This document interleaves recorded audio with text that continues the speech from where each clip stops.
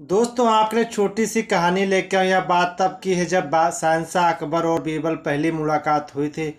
उस समय सभी बीरबल को महेश दास के नाम से जानते थे। एक दिन शहंशाह अकबर बाजार में महेश दास की होशियारी से खुश होकर उसने दरबार में इनाम देने के लिए बुलाते। निशानी के तौर पर अपनी अंगूठी दे देते हैं। कुछ समय बाद महेश दास सुल्तान अकबर से मिलने का विचार बनाकर उन्हें महल की ओर रवाना कर हो जाते हैं। वहाँ पहुंचकर महेश दास देखते हैं कि महल में बाहर बहुत लंबी लाइन लगी हुई है।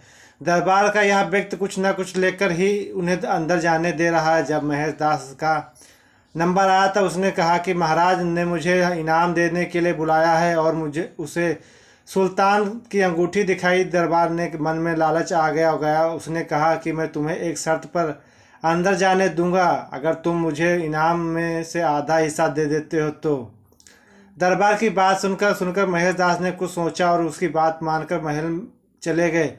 दरबार में पहुंचकर वो अपना नंबर आने का इंतजार करने लगे। जैसे ही महेश दास की बारी आई और वो सामने आया तो शहंशाह अकबर को उन्हें देखते ही पहचान गए और दरबारियों के सामने उनकी बहुत तारीफ की। बादशाह अकबर ने कहा कि बोलो महेश दास, इनाम में क्या चाहिए।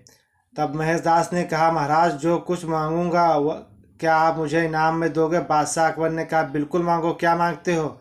महेश दास ने कहा, महाराज मुझे पीठ पर 100 कोड़ों मारने का इनाम दे दो। महेश दास की बात सुनकर सभी हैरान हो गए। बादशाह अकबर ने पूछा, तुम ऐसा क्यों मांग चाहते हो।